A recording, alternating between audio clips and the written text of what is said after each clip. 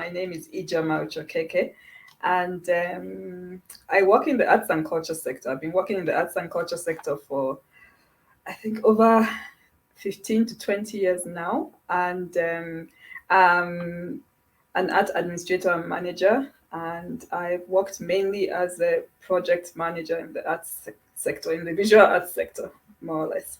I started my career in Nigeria.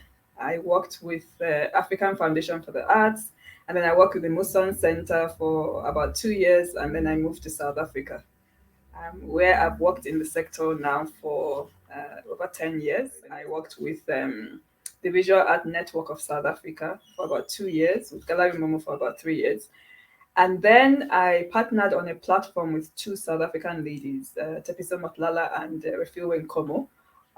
We ran a company called Nauru Contemporary, and what we did was to sort of create projects that we invited South African artists and artists from other parts of Africa, and also curators from South Africa and curators from other parts of Africa to work together. So it was really an interesting platform, and we focused mainly on women as we went along. I worked there for about 3 years, and then I left to start working with my father's institute, Asele Institute, that's based in Nigeria, in Nimo, in our hometown. And my father is Professor Uche-Okeke, the late modernist artist and scholar. Even as his child, and someone that has been in this sector for quite a while, I find him very fascinating. I've always loved his work. I don't get tired of looking at his artwork, from his paintings to his drawings to his sketches, whatever it was. He was a hugely talented individual.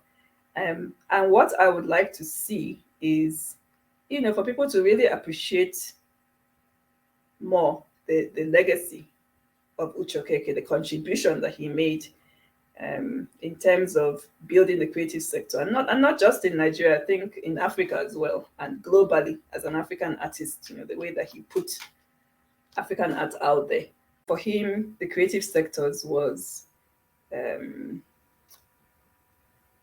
something that he really, really loved, in particular the visual arts. But he had so many interests. His interests were very broad. And he was a man that was extremely intelligent. His brain was like a sponge. He was always seeking for knowledge, seeking for information, always interested in many different things. And I remember him as being someone that was always fair, very fair-minded, and very inclusive, and very community sort of focused. He liked to bring in people. He didn't like to do things in isolation. So he believed in building a creative community. He believed in bringing in younger people after him. He believed in ensuring that whatever legacy that they were building, from when they started the Zaria Art Society to when he was within Barry Club to when he was now at Nsukka, shaping and developing the Department of Fine and Applied Arts. He believed very much in giving other people other opportunities. He believed that without a community, you can't really have a sustainable creative sector. And he believed that education was a very, very important foundation for anything that could be sustained and could grow over time. I think it's important globally for people, in the West, in Europe and in America, to see that as African artists, we do have the prerequisite foundation. We go through schools, we have schools of art, we actually have a proper professional practice, post our education, and we have a solid foundation on which we build that education, and that we do have a vibrant art sector.